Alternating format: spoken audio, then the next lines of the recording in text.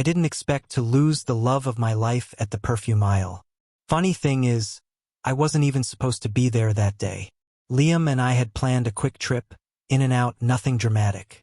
Just a lazy afternoon of window shopping and joking about which cologne made me smell like a wannabe model, as he liked to tease. We were good like that, steady, warm, familiar.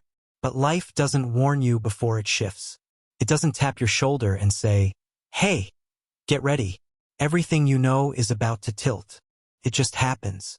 I remember the fluorescent lights buzzing overhead, the faint scent of citrus and cedarwood drifting through the store, Liam's hand brushing mine as he reached for a bottle he wanted me to try. I remember thinking how lucky I was, how safe I felt, how I couldn't imagine wanting anyone else. And then I looked up and saw him. One glance, just one. A man standing at the end of the aisle. Tall, perfectly tailored coat. Presence like he didn't walk into the room so much as the room rearranged itself to fit him. There was something in his eyes when they met mine. Something sharp, curious, almost hungry. Something that hit me so hard I forgot to breathe. If I had known what that one glance would cost me, I would have never let go of Liam's hand. But I did. And everything that followed started right there, between bottles of designer cologne and a stranger's impossible smile. My name is Jake. I'm 25. And this is the story of how I broke my own heart. Before Sam, I was the kind of person who found comfort in predictability. I liked knowing what time my coffee would finish brewing. I liked soft t-shirts, playlists that didn't change, and quiet Friday nights with my feet tucked under a blanket.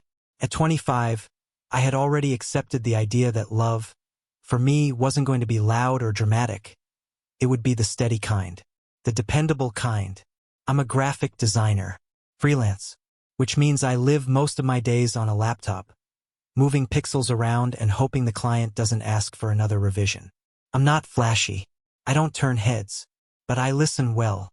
I love quietly, and for the past 3 years, I gave that love to someone who never made me feel like I had to be anything other than who I was. His name is Liam. He's 27, photographer, the kind of man who enters a room and instantly makes it warmer. He doesn't even try, it's just how he is. He laughs with his whole face, has a scar on his left eyebrow from a childhood treehouse accident, and always wakes me up with a kiss on the forehead, even if he's mad at me. We live in a tiny apartment above a bakery in the West Village. Our walls are covered with Liam's framed photos and sticky notes that say things like, "Buy oat milk," or "Your butt looked great today." We cook dinner together most nights. I handle pasta. He's the king of roasted vegetables. Sometimes we slow dance in the kitchen when the mood strikes. It's soft, it's simple, it's safe, and it was real. The day everything started to change, we were shopping for Liam's upcoming gallery show. He'd been selected for a group exhibition downtown, his first in almost a year. We needed a new blazer for him, something that said artistic and effortlessly hot, as he phrased it, laughing with a mouthful of croissant. We stopped by a boutique store we never usually go to. Too expensive, too sterile, too shiny. But Liam had a gift for finding beauty where I'd never think to look. He held up a dark navy jacket with gold thread woven into the lining. "It's ridiculous," he said, winking, "which means I love it." I remember standing there, watching him tug it off the hanger, spinning to face the mirror. I remember the way the light caught his cheekbone, how his grin made something flutter in my chest. "Do I look like I belong in a gallery or a Bond movie?" he asked, striking a pose. I laughed. Both. It was such a small moment, but it felt like everything. Our rhythm, our banter, the kind of love you don't have to question, because it's in the silence, the sideways glances, the way your hands find each other without thinking. I didn't know we were standing on the edge of a fracture. Didn't know that one glance away, one stranger's smile, would be enough to undo everything we'd built. If I could go back to that moment, I'd hold him tighter. I'd say something, anything, to remind myself of what I already had. But I didn't. Instead, I let my eyes wander. And that's where the trouble started. Soho always felt too polished for me. Too many people wearing clothes that looked more like museum pieces than things meant for actual human bodies. Liam loved it, though. He said inspiration lived in expensive windows and overpriced fabric. And because I loved him, I let myself be dragged into boutiques where a single sock cost more than my weekly groceries. The store we walked into that day was no different. Glass panels, soft jazz humming from hidden speakers, mannequins dressed like they were attending a gala hosted by God himself. Liam squeezed my hand. "Don't worry, baby. We're just looking." I nodded, pretending to be confident, even though I felt like an imposter the moment I stepped on the marble floor. Liam wandered toward a rack of blazers, humming to himself, always happy in a space where colors and textures could talk back to him. I followed slowly, and then I stopped, because that's when I saw him. At the far end of the store, near the cologne display, stood a man who didn't just fit the place. He owned it. Tall, broad-shouldered, a tailored black coat clinging to him like it was made for that exact body and no other. His jawline looked like it had been carved by a sculptor having a religious moment. Strong, sharp, perfect, but it was his presence. God, his presence, that punched the air out of my lungs. Some people walk into a room. He walked in like a storm. He turned slightly, and for the smallest second our eyes met. A direct hit, a shockwave. My heart tripped, actually tripped, like it forgot its job. He looked like trouble wrapped in wealth, dipped in charm, and topped with a smirk that said he always got what he wanted. He looked like a storm in human form, and I was standing right in the open with no umbrella. Liam didn't notice. He was too busy holding up a blazer to his chest, asking a sales associate about tailoring times. I tried, God knows I tried, to look away, but the stranger didn't give me the chance. He walked toward me, slow, confident, each step echoing a kind of power that made my pulse jitter. The scent of something expensive, cedar, amber, something dangerously intoxicating, hit me before he even spoke. "You look bored," he said, voice smooth, low. "Dangerous." I blinked, swallowing. "Just waiting on my boyfriend." Boyfriend. I emphasized it, to remind him, to remind myself. He smirked, like the word didn't faze him at all. "Lucky guy." My face heated. He'd say that about me. The stranger's smile widened. Confidence. I like that. Before I could respond, Liam called out from the changing room. "Jake, come help me with this." I shot the stranger a polite nod and walked away, heart pounding harder than it should. I told myself it was nothing, only a moment.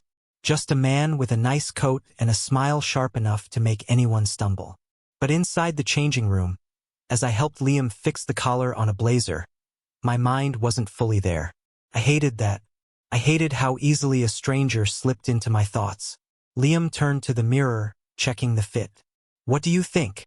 "I think you look perfect," I said, and I meant it, but something felt off, like my voice didn't come from where it normally did. While Liam admired the jacket, I stepped outside for a second to ask the saleswoman about sizes. The stranger, still there, still watching. He leaned against a shelf, brows raised like he'd been waiting for me. "Couldn't stay away?" he asked. I scoffed. "You're very sure of yourself." "Confidence looks good on me," he replied. "And arrogance?" He stepped closer. "Only when it works." Too close, too direct, too much. And yet, I didn't step back. That was the first crack, the first red flag, because I flirted back. A tiny thing, a smirk I should have swallowed, a look I should have turned away from, but I didn't. Instead, I felt that thrill again, that electric pull I couldn't explain. Liam called for me once more, his voice warm, familiar, steady. But the stranger's voice slid under my skin in a way I didn't want to admit. "See you around," he said softly, and somehow I already knew I would. His name was Sam. I didn't know it yet, but that moment, between mirrors and cologne and a smile that felt like a dare, was the beginning of everything I should have run from. The message came the next morning. I was half asleep, sipping lukewarm coffee at the kitchen table, scrolling through emails and ignoring the growing list of things I didn't want to deal with. Then it lit up my phone screen. "You looked incredible in that jacket." No number. No profile pic. Just the letter. But I knew. Of course I knew.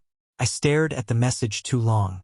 Not because I didn't know how to respond, because I did. And that was the problem. Liam walked in behind me, towel around his neck, still damp from the shower. He kissed my temple, grabbed a banana from the counter, and said, "You look serious. Work stuff." "Yeah." I lied, locking the screen. He didn't press. He never did. That was Liam's style. He gave space the way other people gave advice, freely, generously, and without keeping score.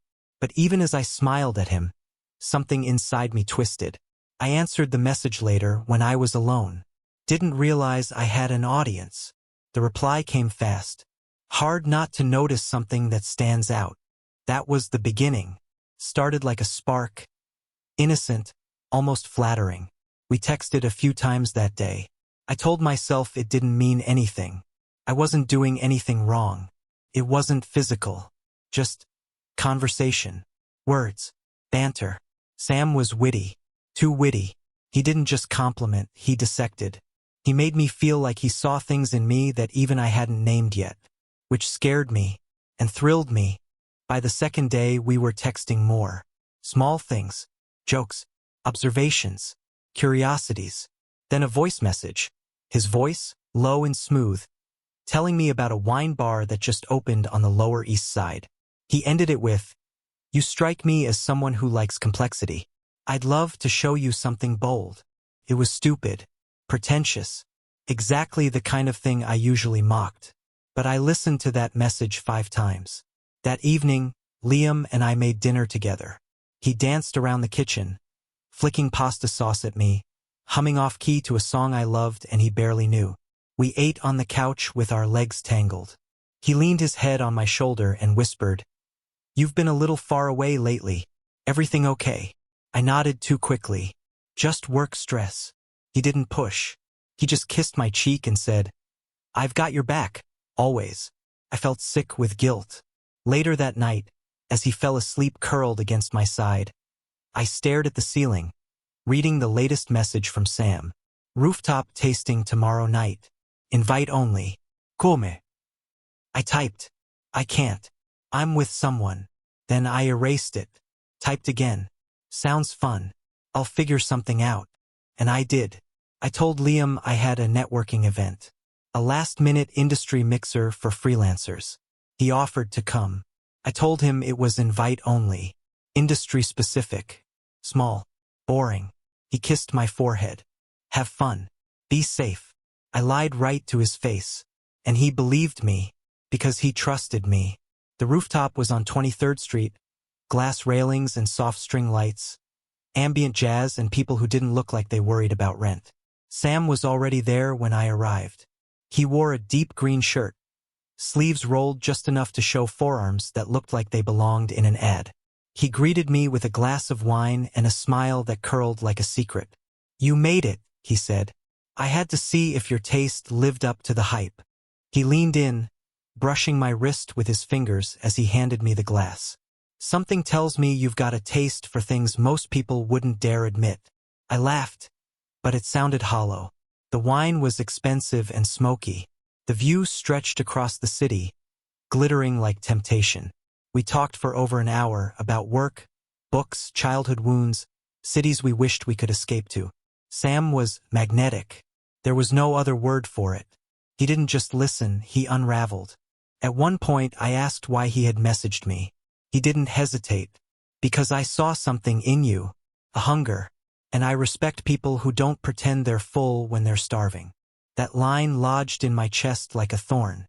When I got home that night, Liam was asleep on the couch, TV still playing quietly, a blanket draped over his chest.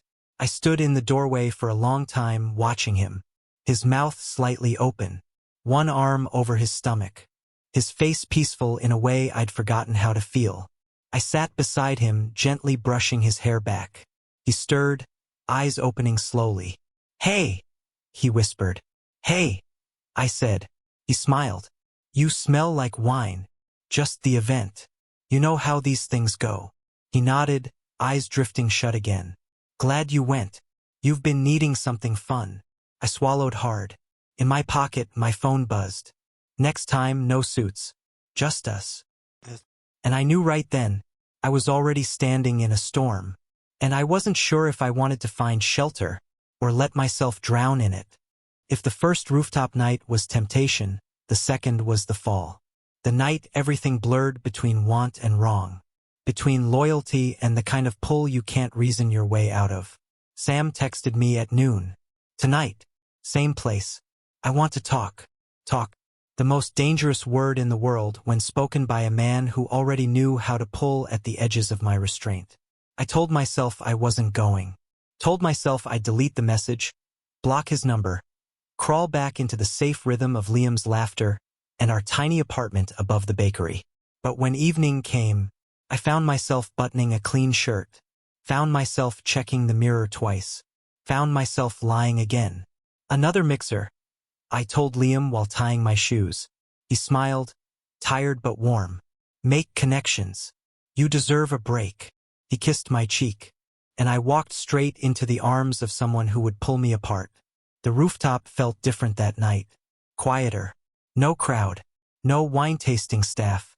Just the city stretching out under a velvet sky and Sam standing by the railing, hands in his pockets, gaze sharp as a blade. You came, he said softly. I shouldn't have. But you did. He wasn't wrong. I moved beside him. Not close, but not far enough to keep myself safe. The wind lifted the collar of his coat, brushing his hair back slightly, revealing eyes that held something new, something stripped down. Why did you want to talk? I asked.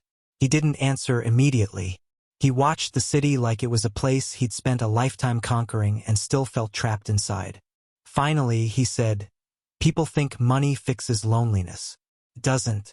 It just makes you run out of excuses. His voice was low, steady, but edged with something raw. I've had people chase me for what I own, he continued. For the way I look. For access.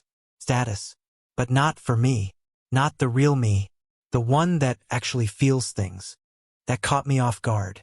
I wasn't expecting vulnerability from him. Not from the man who walked like certainty itself. I swallowed.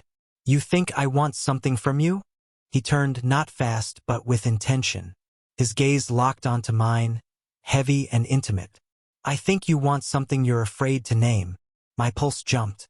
He stepped closer, hands still in his pockets, like he was holding himself back from touching me. I watched you that day in the store, Sam said. The way you look at the world. The way you try to shrink yourself. Like you don't want to disturb anything. But there's a wildfire in you, Jake. You just don't know it yet. You don't know me, I whispered. I know enough. His voice dipped lower.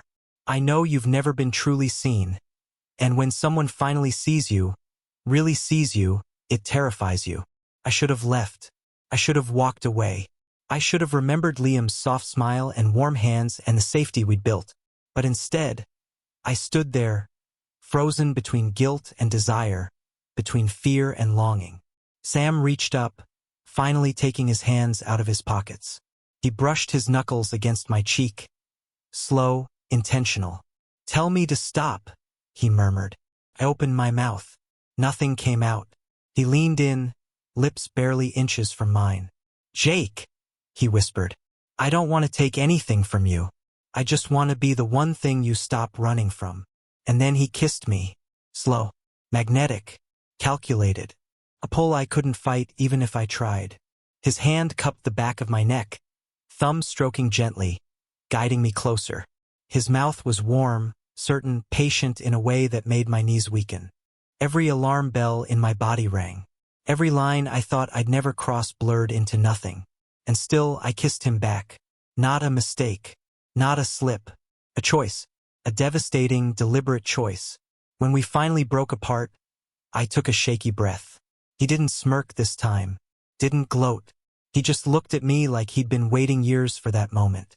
You don't have to go, he said softly. But I stepped back. I should. He nodded, not hurt, not angry, just knowing. You'll come back, he murmured. I didn't answer, because part of me feared he was right. When I got home, the apartment was dark except for the glow of the TV. Liam had fallen asleep on the couch again, curled under a blanket, his hands stretched out toward where I usually sat. I stood there, frozen, watching him breathe, his chest rising and falling in the rhythm I knew better than my own heartbeat. Guilt crawled up my throat, thick, choking. But underneath it, terrifyingly, there was something else. A thrill, a spark, pull I didn't want to name, because I had kissed someone else, and part of me wanted to do it again. I knelt beside the couch, brushing a strand of hair from Liam's forehead. He shifted, nestling closer to the pillow. "Hey!" he whispered sleepily, eyes barely open. "You're home."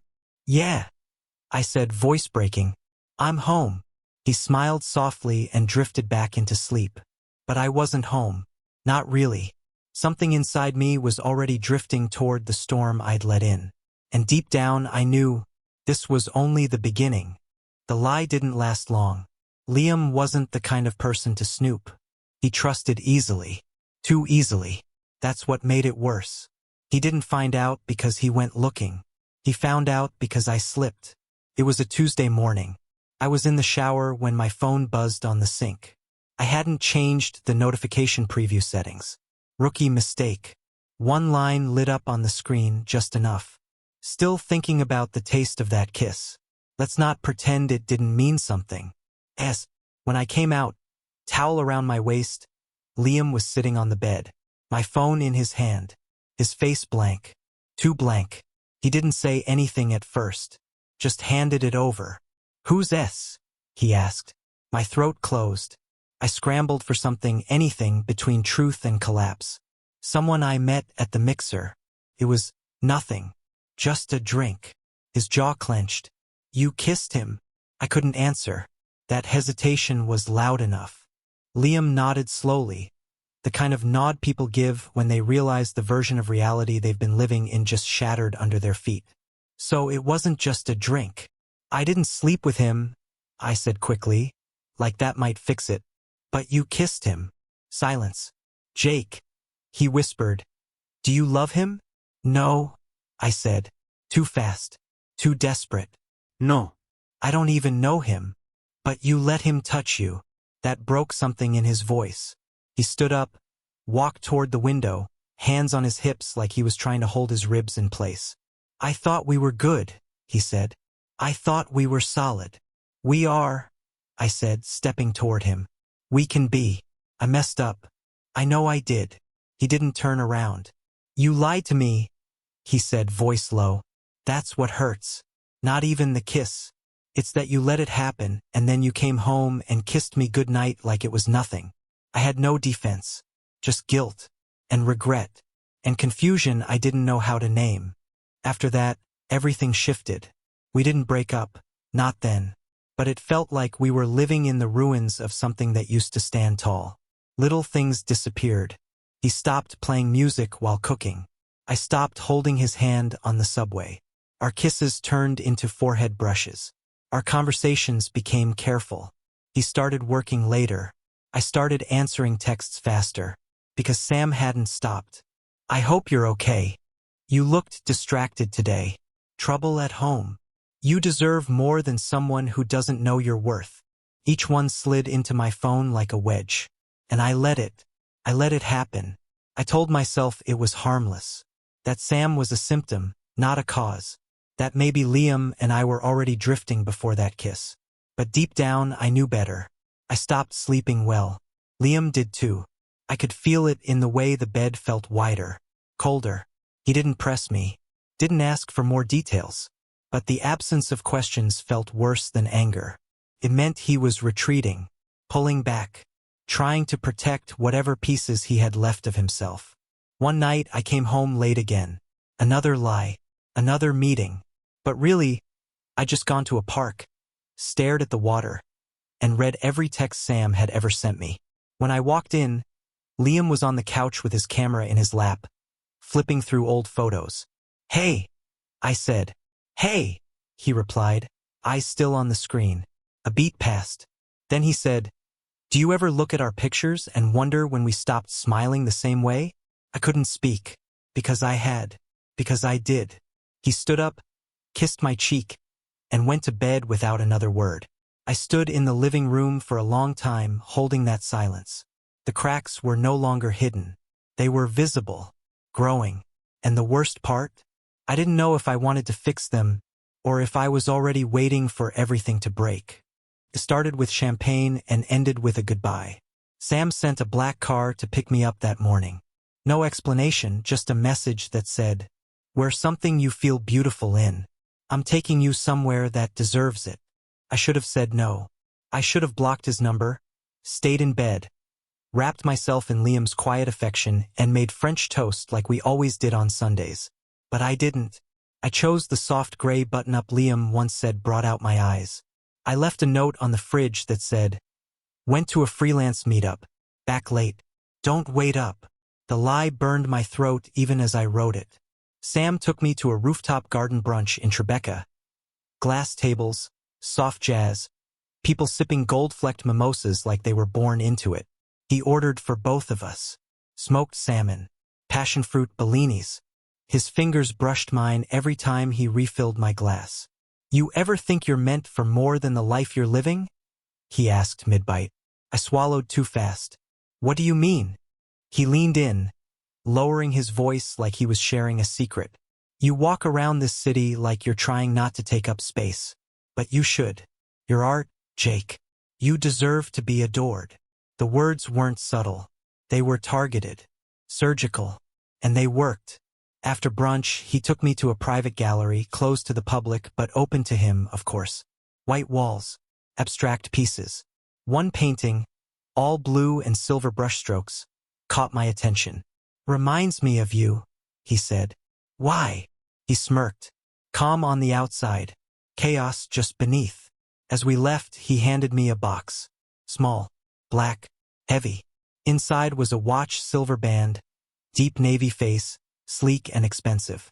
"I can't accept this," I said, but my fingers didn't let it go.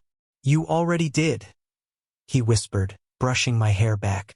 That night, we stood outside his penthouse. Glass rising above the skyline, wind tugging at my sleeves, city buzzing below us like a secret we weren't supposed to tell. He stepped closer, hands in his pockets like he was still giving me the choice.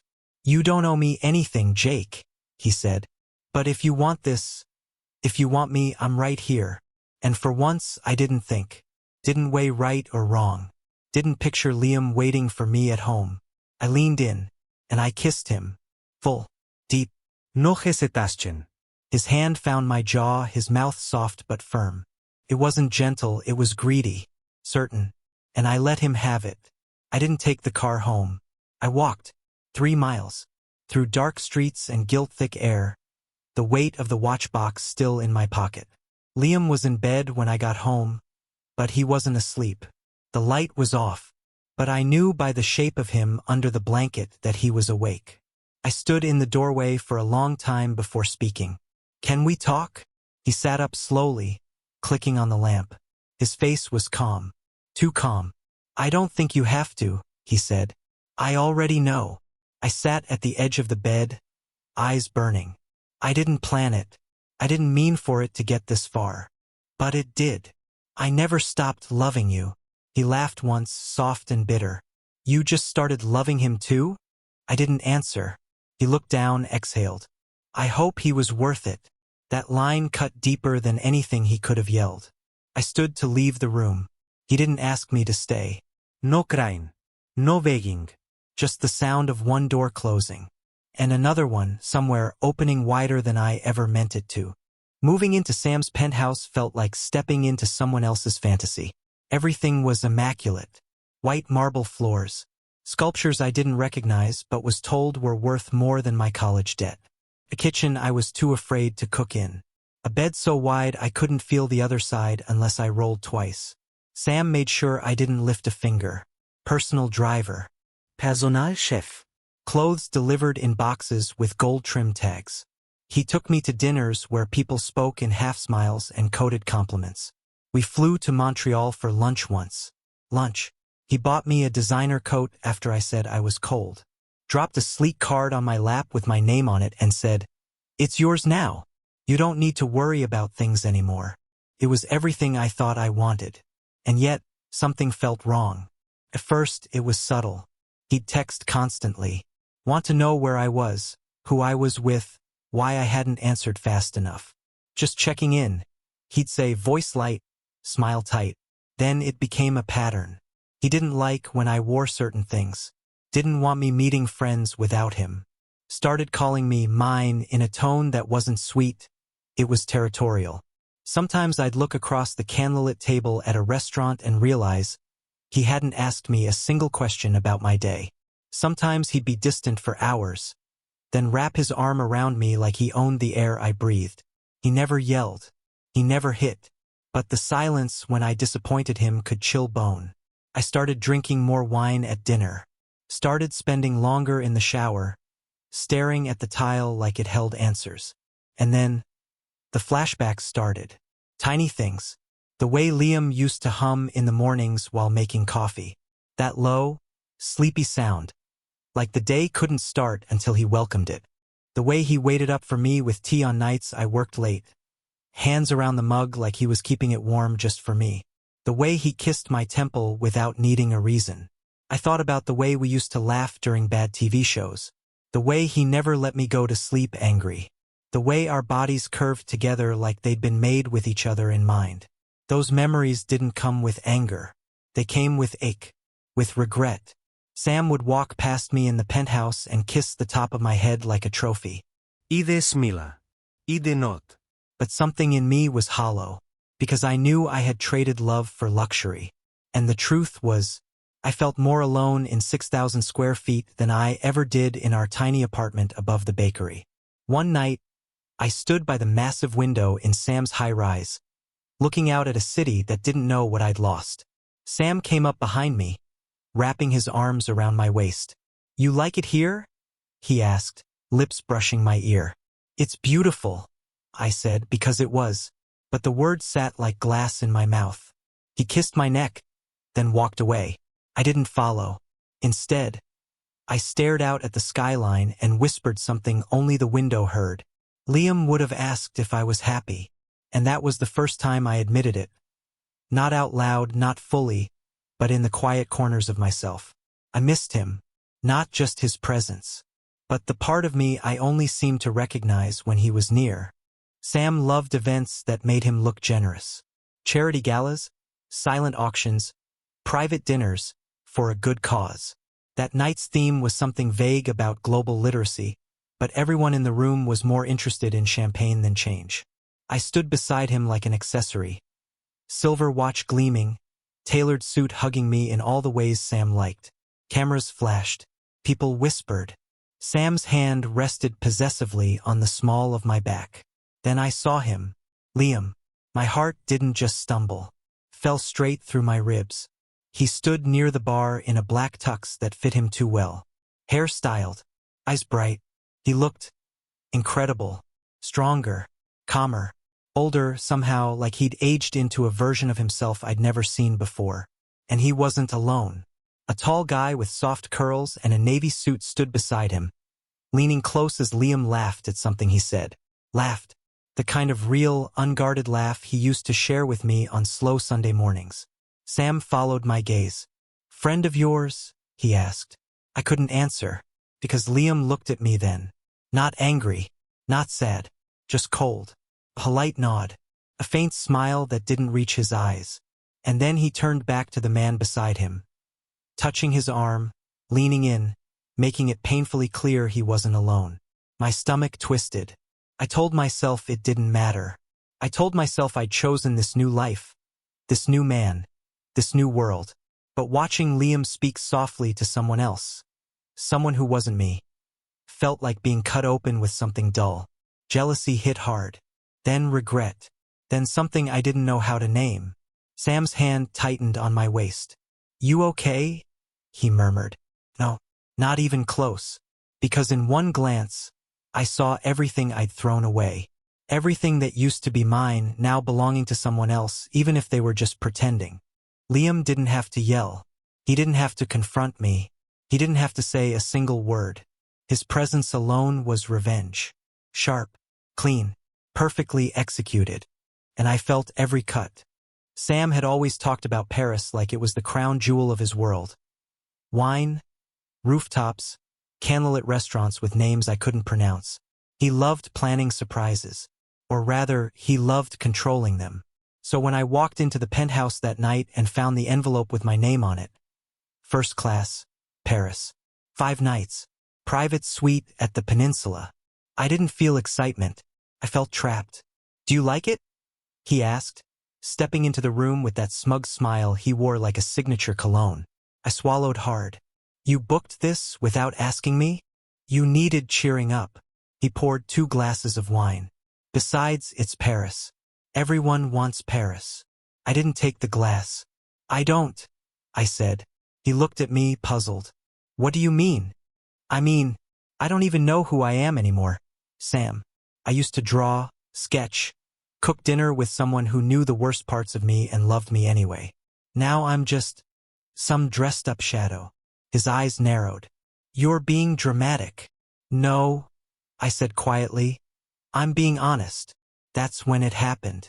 He stepped forward, fast, and grabbed my wrist. Not hard enough to bruise, but hard enough to make me flinch. His voice was low, but sharp. "You're mine now. You understand that." And just like that, everything snapped. Not because he hurt me, but because I finally saw what I'd become. Pet. Possession. Something bought. I pulled my arm free. "No, Sam," I said, backing away. "I was yours. But not anymore." He didn't chase me. Didn't stop me. He just stood there, eyes burning, as I packed what little I had. A toothbrush, a few shirts, that damn expensive watch, and called a cab. The driver didn't ask questions. He just looked at me in the rearview mirror and nodded when I gave him the address. Liam's apartment. Our apartment. The city passed by in a blur. Lights, buildings, faces I didn't recognize. But somewhere beneath the fear and shame and exhaustion was something steadier. Clarity. I'd made a mistake. A cruel, reckless, devastating mistake. But I wasn't going to stay in it. Not for money. Not for luxury. Not even for the illusion of being wanted. When the cab pulled up to that familiar brick building, my hands shook.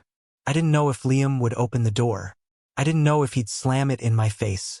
But I knew I had to try, because for the first time in months I didn't want more. I just wanted right. The hallway outside Liam's apartment looked exactly the same. Same flickering light. Same welcome mat with the worn corners. But I wasn't the same man who left it. I raised my fist to knock and froze for just a second. Then I let it fall against the wood. Once, twice. The door opened slowly. Liam stood there, barefoot in old sweatpants, a book in one hand, hair messier than usual. He looked at me for a long, silent beat. "I figured you'd come eventually," he said softly. I almost cried right then. But I couldn't. "I'm sorry," he whispered. I made the worst mistake of my life. He didn't invite me in. He didn't close the door either. He just leaned against the frame, arms crossed, eyes tired. "I don't hate you," he said. "I want you to know that. I never stopped loving you," I said, voice trembling. "Even when I left. I think part of me stayed here." He let out a breath. "Then why did you go?" I swallowed. "Because I didn't think I deserved someone who loved me so completely. Because someone else made me feel wanted in a way that looked like power, and I mistook that for love." Liam nodded, slowly. His jaw clenched once, then loosened. "I loved you too much to be second choice, Jake," he said, voice breaking just slightly. "That kind of love, it costs, and I already paid the price once." I wanted to beg, to fall to my knees, but I didn't. Instead, I stood there and let the silence speak. Then I nodded. "I understand," I said, "and I'll carry that with me." He gave me one last look. One that held everything, the pain, the memories, the love we used to live inside. Then he closed the door. Not angry, not cruel, just final. I walked away slowly, not because I thought he'd call me back. I knew he wouldn't, but because I wanted to remember the sound of my footsteps as I left. This time I left alone. But I left with something I didn't have before. Myself. It's been a year now. Sam moved on fast. By the time the sting of his grip had faded from my wrist, he was already on a yacht in Greece with someone younger, prettier, louder. Someone who hadn't yet learned to read the red flags behind a tailored smile.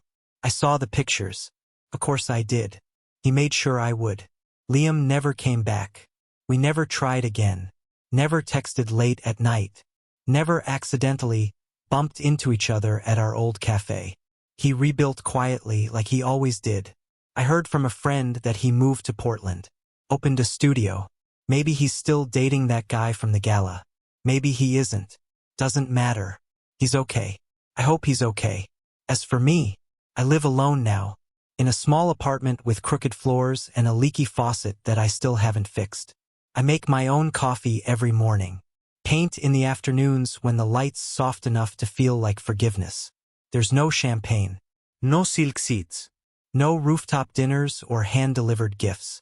But I sleep better. Most nights. Some mornings I wake up thinking I smell his cologne. Other nights I dream I'm back in the apartment with him, wrapped in a blanket on the couch, his laugh vibrating through my chest. And then I open my eyes and remember what I did. Sometimes love isn't enough when you don't love yourself first. That's what they never tell you, that you can be handed something real, something warm and healing, and still toss it aside because some part of you believes you don't deserve it. And by the time you realize what you lost, it's too late to get it back. So now I ask myself the same question over and over. Have you ever thrown away something real for something that sparkled? Was it worth it? Let me know your thoughts in the comments. I read every single one. And if you've ever been broken by love, or broken someone else, don't forget to subscribe. You're not alone.